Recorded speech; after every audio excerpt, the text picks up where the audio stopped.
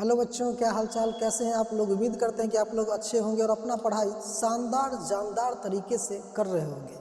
तो अभी हम आप लोग के बीच लेकर के आए हैं तीसरा क्लास, जो कि हम स्टार्ट किए थे फ्री फाउंडेशन बैच, जो बिहार बोर्ड 2027 के लिए इम्पोर्टेंट ही नहीं, बहुत ही ज़्यादा इम्पोर्टेंट इसको हम बोल सकते हैं। और ये जो सीरीज आप लोग के बीच हम लाए हैं, इस सीरीज में 100% NCERT बेस्ड होगा। और अभी जो आप के बीच क्लास आ रहा है, यानी कि इससे पिछले 2 क्लास जो हो चुका है, line by line full details, और अभी भी line by line full details हम करवाएंगे। इसके बाद जैसे ही चैप्टर ख़त्म हो जाएगा तो फिर आपके बीच पूरा चैप्टर का हम निचोड़ लेकर के आएंगे अपने हैंड रिटन के साथ, जिसमें 1 liner, short question, long question सभी शामिल होंगे। ठीक है, तो जिसमें हम 2 लेक्चर कर लिए थे। आज ये आपके बीच ये तीसरा लेक्चर होगा, जो कि अगर साइंस के विज्ञान के पॉइंट ऑफ व्यू से देखो तो ये अध्याय 9 है, लेकिन यह फिजिक्स का पहला चैप्टर होगा, जिसका नाम है प्रकाश, परावर्तन तथा अपवर्तन, जिसमें 2 लेक्चर हो गया था। आज तीसरा लेक्चर है और इसमें हम 1 मिनट यहाँ तक हम देख लिए थे। सारणी 9.1 तक हम पिछले क्लास में देखे थे। आप में से किसी का अगर पहला लेक्चर और दूसरा लेक्चर छूट गया होगा तो इस क्लास के बाद फर्स्ट और सेकंड उस दोनों को भी देख लेंगे। ठीक है, और बाकी बात जो नए आए होंगे चैनल को सब्सक्राइब करेंगे, शेयर करेंगे। तो फिर अभी हम सबसे पहले इस चार्ट को, इस सारणी को एक बार हम 2 मिनट में इसको रिवीजन करेंगे। उसके बाद फिर आगे हम नया लेकर के चलेंगे। इस सारणी में ये था कि किसी अवतल दर्पण द्वारा बिंब की विभिन्न स्थितियों के लिए बने प्रतिबिंब, यानी कि अवतल दर्पण के द्वारा बिंब की विभिन्न स्थिति में जो प्रतिबिंब बन रहा था, उसके बारे में अभी हमको देखना था कि किसी भी अवतल दर्पण के सामने वस्तु को कहाँ पर रखेंगे तो उसका प्रतिबिंब कहाँ पर बनेगा, प्रतिबिंब कैसा बनेगा, प्रतिबिंब बड़ा बनेगा या छोटा बनेगा या वस्तु के समान आकार का बनेगा, उसको हम 1 मिनट में एक नज़र से इसको देखेंगे। सबसे पहले है बिंब की स्थिति, बिंब यानी कि वस्तु की स्थिति। उसके बाद है प्रतिबिंब की स्थिति, प्रतिबिंब का साइज और प्रतिबिंब की प्रकृति है। तो बिंब की स्थिति यानी अगर वस्तु को हम रखेंगे अनंत पर तो उसका प्रतिबिंब कहाँ बनेगा, फोकस पर बनेगा। कहाँ बनेगा उसका प्रतिबिंब, फोकस पर बनेगा। प्रतिबिंब का साइज क्या होगा, तो प्रतिबिंब अत्यधिक छोटा होगा, यानी कि अत्यधिक छोटा का मतलब बिंदु आकार का बनेगा। कौन सा आकार का बनेगा, बिंदु आकार का बनेगा। उसके बाद प्रतिबिंब का प्रकृति कैसा होगा, वास्तविक एवं उल्टा होगा। कोई भी प्रतिबिंब जो वास्तविक बन रहा है वो हमेशा कैसा होगा, उल्टा होगा। जो प्रतिबिंब आभासी या काल्पनिक बनेगा वो कैसा होगा, सीधा होगा। तो वास्तविक प्रतिबिंब कैसा होगा, उल्टा होगा। सी अगला है कि वस्तु को हम रखेंगे सी के परे। सी के परे का मतलब ये होता है या तो सी यानी कि वक्रता केंद्र के पास, या वक्रता केंद्र के बाद क्या होता है अनंत। अनंत और वक्रता केंद्र के बीच रखेंगे तो उसका प्रतिबिंब जो है वो कहाँ पे बनेगा, फोकस तथा सी के बीच, यानी कि एफ तथा सी के बीच का मतलब फोकस तथा वक्रता केंद्र के बीच बनेगा। प्रतिबिंब कैसा बनेगा, छोटा बनेगा। जैसे जैसे देख रहा अनंत है, सी के परे, सी पर, सी तथा आपके, जैसे जैसे हम दर्पण के नज़दीक लाएंगे वस्तु को, वस्तु का प्रतिबिंब का साइज क्या होगा, बढ़ते जाएगा। पहले था अत्यधिक छोटा, फिर समान साइज का बड़ा। तो जैसे जैसे हम नज़दीक ले जाएंगे प्रतिबिंब का साइज क्या होगा, बढ़ते जाएगा। जब हम सी के परे यानी कि सी और अनंत के बीच रखेंगे तो वस्तु एफ तथा सी के बीच बनेगा। कैसा बनेगा, छोटा बनेगा। प्रकृति इसका कैसा होगा, वास्तविक तथा उल्टा होगा। अब हम वस्तु को रखेंगे कहाँ पर, सी पर, यानी कि वक्रता केंद्र पर। जब वस्तु को हम सी पर रखेंगे तो सी पर ही प्रतिबिंब, यानी कि जिस पे रखेंगे उसी पर प्रतिबिंब बनेगा। तो प्रतिबिंब का साइज कैसा होगा, समान साइज का होगा। कौन सा साइज का होगा, समान साइज का। समान साइज का मतलब ये हुआ कि प्रतिबिंब की लंबाई जितना होगा वस्तु की लंबाई भी उतनी ही होगी। उसके बाद वस्तु का जो है प्रकृति कैसा होगा, तो वास्तविक तथा उल्टा होगा। सब कंडीशन में वास्तविक उल्टा, एक कंडीशन केवल छोड़कर, एक के कंडीशन में है आभासी तथा सीधा, इसके अलावा किसी भी कंडीशन में होगा तो वास्तविक और उल्टा। जो वास्तविक होगा वो उल्टा होगा, जो आभासी या काल्पनिक होगा वो कैसा होगा, सीधा होगा। एफ तथा सी तथा एफ के बीच, सी यानी कि वक्रता, अब वस्तु को रखना है वक्रता केंद्र और फोकस के बीच, तो प्रतिबिंब कहाँ पर बनेगा, तो प्रतिबिंब बनेगा सी के परे। सी के परे यानी कि अनंत और वक्रता केंद्र के बीच बनेगा। कैसा बनेगा, विवर्धित यानी कि बड़ा बनेगा। उसका प्रकृति कैसा होगा, तो वास्तविक तथा उल्टा होगा। जो वास्तविक होगा वो उल्टा होगा।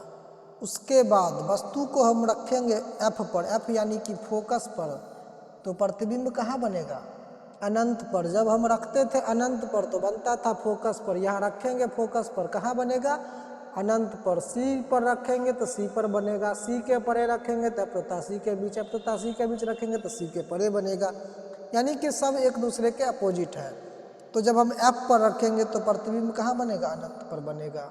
अनंत पर जब बनेगा तो क्या प्रतिबिंब हमको प्राप्त होगा, नहीं प्राप्त होगा। अनंत पर बनने वाला प्रतिबिंब प्राप्त होगा, नहीं होगा। अनंत कहाँ पे बनेगा उसका कोई था पता नहीं है, तो फिर प्राप्त नहीं होगा, तो प्रतिबिंब क्या होगा, प्राप्त नहीं होगा। प्रतिबिंब जब प्राप्त नहीं होगा तो उसका प्रकृति कैसा होगा, कुछ नहीं, हम अनुमान ही नहीं लगा। प्रतिबिंब जब मिलेगा ही नहीं तो प्रकृति उसका क्या होगा, कुछ नहीं होगा। अब है एफ तथा पी तथा एफ के बीच, क्या है, पी तथा एफ के बीच वस्तु को जब हम रखेंगे, पी यानी कि ध्रुव, पोल इसको बोलते हैं, तथा एफ यानी कि फोकस के बीच, तो दर्पण कहाँ, प्रतिबिंब कहाँ बनेगा, दर्पण के पीछे बनेगा। प्रतिबिंब कहाँ बनेगा, दर्पण के पीछे बनेगा। और कैसा बनेगा, विवर्धित यानी कि बड़ा बनेगा। बड़ा बनेगा तो आभासी, और कैसा बनेगा, आभासी और सीधा। दर्पण के जब पीछे बनेगा प्रतिबिंब, जब दर्पण के पीछे बनेगा उसी कंडीशन में आभासी, काल्पनिक या सीधा होगा। आभासी या काल्पनिक तथा क्या होगा, सीधा होगा। उसके अलावा दर्पण के आगे कहीं भी प्रतिबिंब बनेगा तो वास्तविक और कैसा होगा, उल्टा, छोटा बड़ा जो भी होगा। लेकिन उसकी प्रकृति की अगर हम बात करेंगे तो प्रकृति वास्तविक उल्टा सब में होगा। लेकिन जब दर्पण के पीछे प्रतिबिंब बनेगा तो कैसा होगा, आभासी तथा सीधा होगा। क्या होगा, आभासी तथा सीधा होगा। तो इसको आप लोग एक बार और रिकॉल कर लीजिएगा, एक बार और अच्छा से देख लेंगे। अब आज हम लोग पढ़ेंगे कि किरण आरेख का उपयोग करके गोलीय दर्पण द्वारा बनने वाले प्रतिबिंब का निरूपण, यानी कि किरण आरेख के द्वारा गोलीय दर्पण में जो प्रतिबिंब बनेगा उसका निरूपण अभी हम लोग करेंगे, जिसमें है कि गोलीय दर्पणों द्वारा प्रतिबिंब के बनने का अध्ययन हम किरण आरेख खींचकर भी कर सकते हैं। यानी कि गोलीय दर्पण द्वारा जो प्रतिबिंब बनेगा उसका अध्ययन हम किरण आरेख को खींच करके कर सकते हैं। गोलीय दर्पण के सामने रखे एक सीमित साइज के विस्तारित बिंब पर विचार कीजिए। यानी कि गोलीय दर्पण के सामने जो एक सीमित साइज का विस्तारित बिंब रखा हुआ है उस पर बोल रहा है कि विस्तार कीजिए। इस बिंब का प्रत्येक छोटा भाग एक बिंदु बिंब की भांति काम करता है। इन बिंदुओं में प्रत्येक से अनंत किरणें उत्पन्न होती, यानी कि इस बिंदु, जितना भी बिंदु है प्रत्येक बिंदु से अनंत किरणें उत्पन्न होती है। बिंब के प्रतिबिंब का स्थान निर्धारण करने के लिए किरण आरेख बनाते समय किसी बिंदु से निकलने वाली किरण की विशाल संख्या में सुविधानुसार कुछ को चुना जा सकता है। तथापि किरण आरेख की स्पष्टता के लिए दो किरणों पर विचार करना अधिक सुविधाजनक है। ये किरणें ऐसी हो कि दर्पण से परावर्तन के पश्चात उनकी दिशाओं को जानना आसान हो।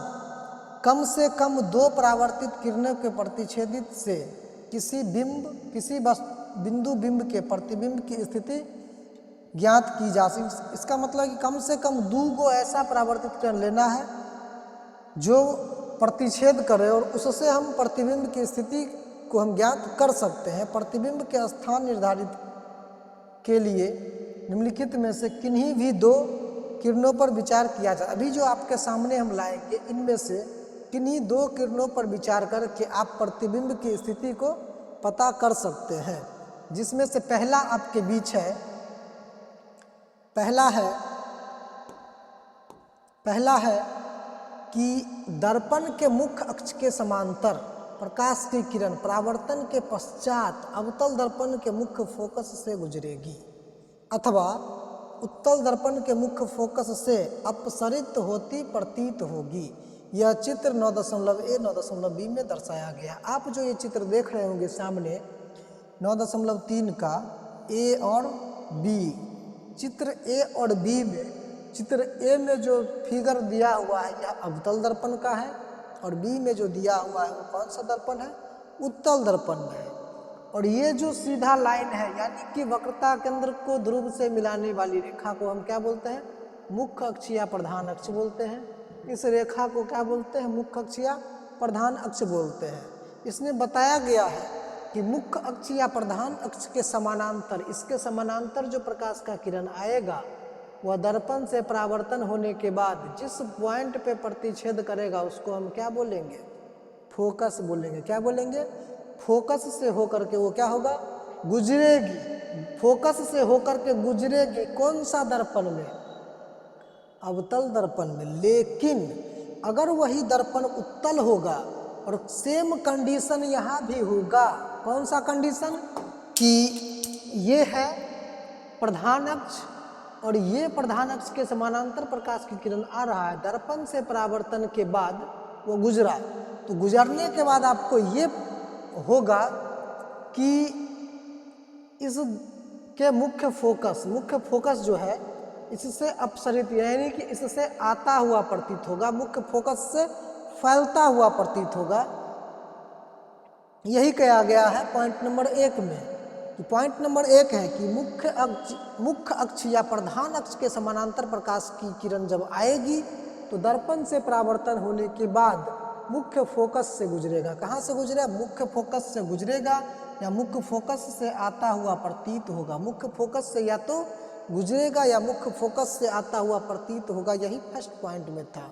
दूसरा पॉइंट आप लोग के बीच है कि अवतल दर्पण के मुख्य फोकस से गुजरने वाली किरण अथवा उत्तल दर्पण के मुख्य फोकस की ओर निर्देशित किरण परावर्तन के पश्चात मुख्य अक्ष के समांतर निकलेगी। उसका अभी जो दूसरा पॉइंट आप लोग के बीच है जो कि चित्र संख्या 9.4 में 4 के ए और बी में दिया हुआ है, इसमें जस्ट उसके अपोजिट है। इसके पहला वाला में क्या था, पहला वाला में था कि जब प्रधान अक्ष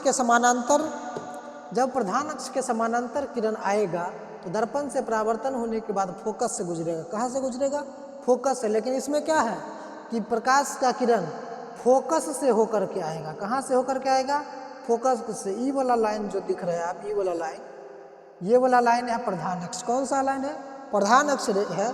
और ये जो आ रहा है आपतित किरण यानी कि फोकस से होकर के आएगा तो दर्पण से परावर्तन होने के बाद प्रधान अक्ष के कहाँ से निकलेगा, समानांतर निकलेगा। जस्ट इसमें भी वही होगा कि प्रकाश का किरण जो आ रहा है दर्पण से परावर्तन होने के बाद वो कहाँ से गुजरेगा, फोकस से। इसका मतलब ये हुआ कि जब प्रकाश की किरण प्रधान अक्ष के समानांतर आएगा तो दर्पण से परावर्तन होने के बाद फोकस से गुजरेगा, या प्रकाश की किरण जब फोकस से होकर के जाएगा तो दर्पण से परावर्तन होने के बाद वो कहाँ से गुजरेगा, प्रधान अक्ष के समानांतर गुजरेगा। ये था पॉइंट नंबर 1 और पॉइंट नंबर 2। आगे है तीसरा नंबर। देखिए तीसरा नंबर क्या कह रहा है कि तीसरा नंबर में है कि अवतल दर्पण के वक्रता केंद्र से गुजरने वाली किरण अथवा उत्तल दर्पण के वक्रता केंद्र की ओर निर्देशित किरण परावर्तन के पश्चात उसी पथ के अनुदिश वापस परावर्तित हो जाती है।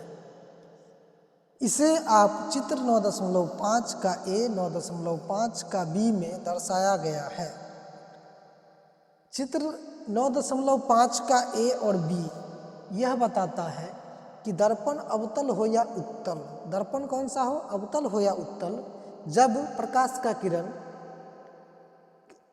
केंद्र से होकर के यानी कि वक्रता केंद्र से होकर के जब आएगा तो वह दर्पण से परावर्तन होने के बाद उसी पथ पर वापस लौटेगा। किस पथ पर? जिस पथ पे वो आएगा उसी पथ पे वापस लौटेगा। कब? जब प्रकाश की किरण अवतल दर्पण के वक्रता केंद्र से होकर के आएगा तब। वही आपका जो है बी नंबर चित्र में दिया गया है। बी नंबर जो चित्र आपका है ये कौन सा दर्पण है? उत्तल दर्पण है। कौन सा दर्पण है?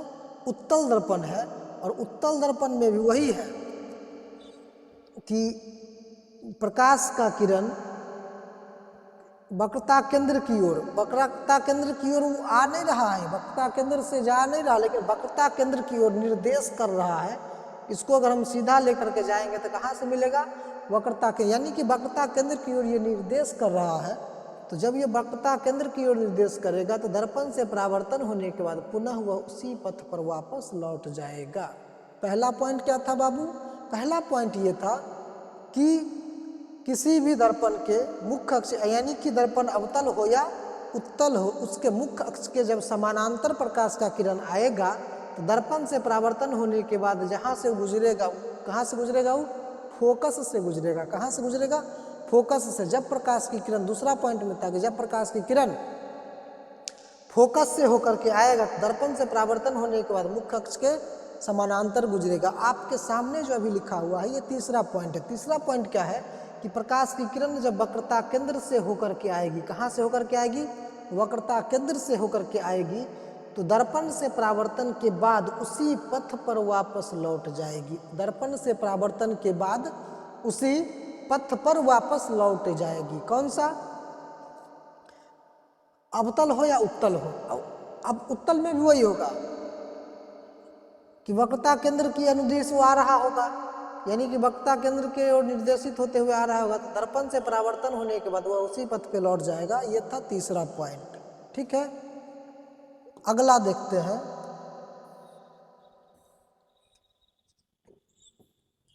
अब देखिए कि 4 नंबर में क्या बोलता है। 4 नंबर है कि अवतल दर्पण चित्र 9.6 का ए और 9.6 का बी के बिंदु P, यानी कि चित्र 9.6 आपके सामने है, इसका ए और बी के बिंदु बोल रहा है P। इसका बिंदु P यहाँ पर है, इसका बिंदु P यहाँ पे है, यानी कि इस P को हम क्या बोलते हैं? दर्पण का ध्रुव बोलते हैं। क्या बोलते हैं? दर्पण का ध्रुव, इंग्लिश में उसको पोल बोलते हैं।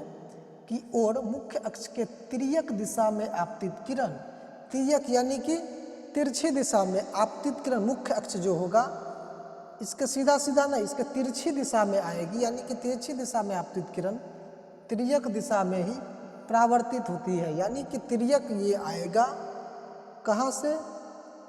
यहाँ से। तो कहाँ से कैसे जाएगा? वो तिर्यक ही जाएगा। तिर्यक आएगा और कैसे जाएगा? तिर्यक दिशा में ही परावर्तित होती है।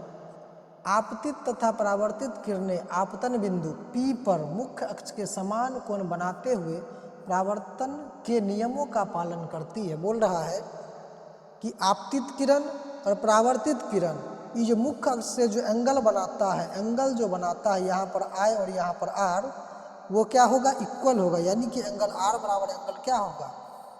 R होगा। एंगल I बराबर क्या होगा? एंगल R होगा, जो कि परावर्तन के नियम का पालन करती है।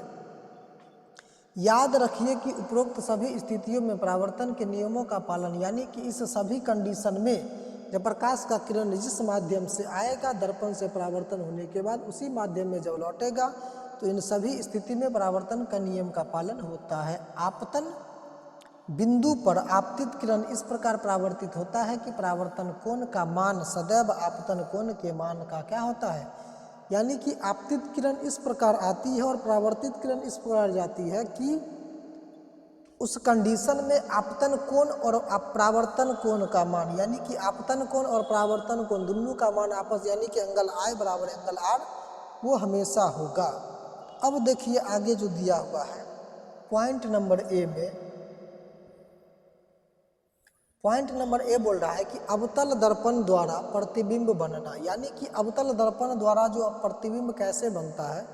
चित्र के 9.7 के ए से लेकर के एफ तक, ए से लेकर के एफ तक, यानी कि ए है, बी है, सी है, डी है, ई है और एफ है। ए से लेकर के एफ तक ये दिया हुआ है और इसमें बताता है कि मैं विभिन्न स्थितियों के लिए अवतल दर्पण द्वारा प्रतिबिंब का बनना किरण आरेख, यानी कि इसके विभिन्न स्थिति में जो किरण आरेख द्वारा इसका प्रतिबिंब बन रहा है उसको यहाँ पे दर्शाया गया। देखिए सबको हम एक साथ ले लेते हैं, 6 फिगर को हम एक साथ लेकर के आए हैं। ये है ए, ये है बी, ये है आपका सी, डी, ई और एफ है। तो ए नंबर में आप देखिएगा कि ये जो ए बी दिया हुआ है ये बिंब है, वस्तु है, वस्तु का स्थिति है कि वस्तु कहाँ पे है।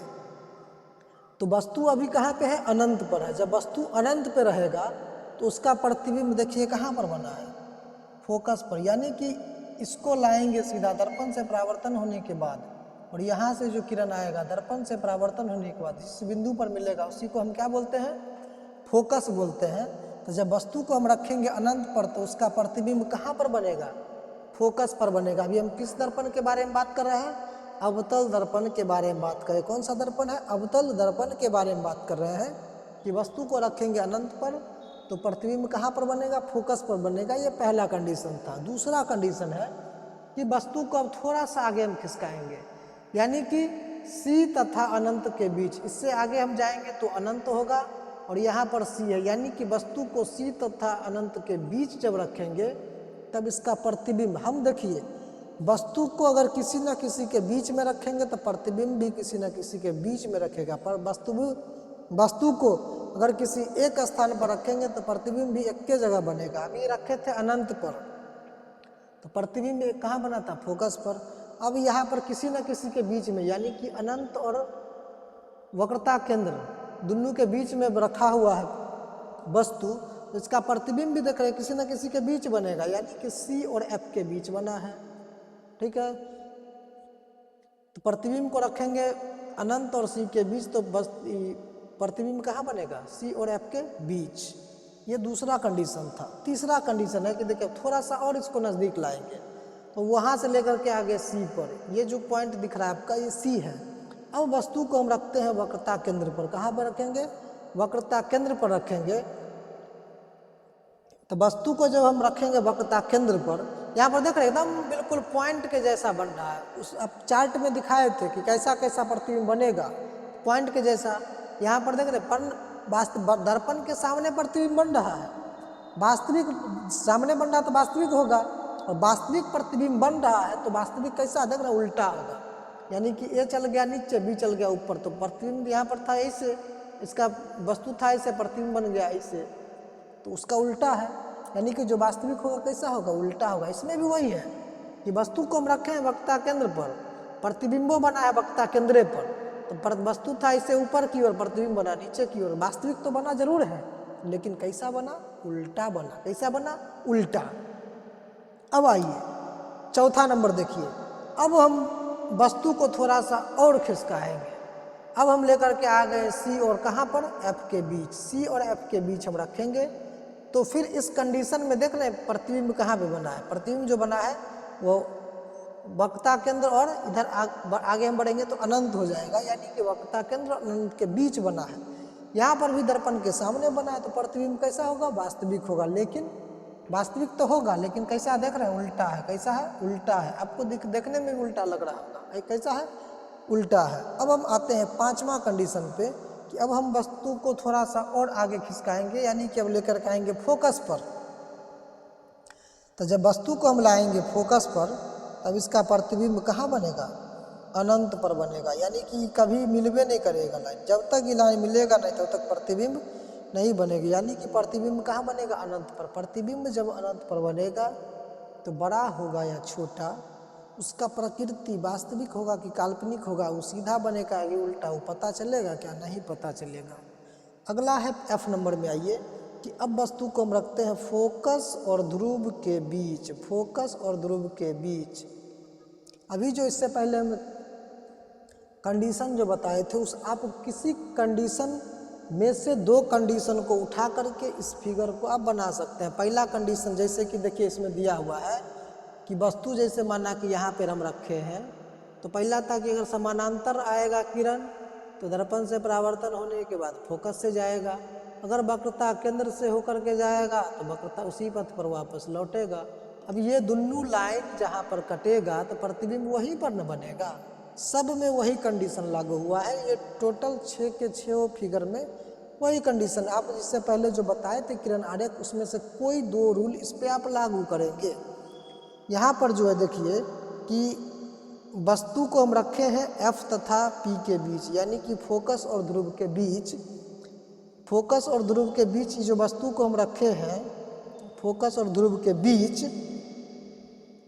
तो पहला कंडीशन इसमें देखिए क्या लगता है कि जब हम इसको लाएंगे ध्रुव से होते हुए तो उसी पथ पर वापस क्या होगा, लौटेगा।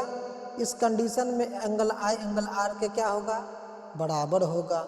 दूसरा कंडीशन क्या था कि वक्रता केंद्र से होकर के जब प्रकाश की किरण को ले जाएंगे तो दर्पण से परावर्तन होने के बाद उसी पथ पर वापस क्या होगा, लौट जाएगा।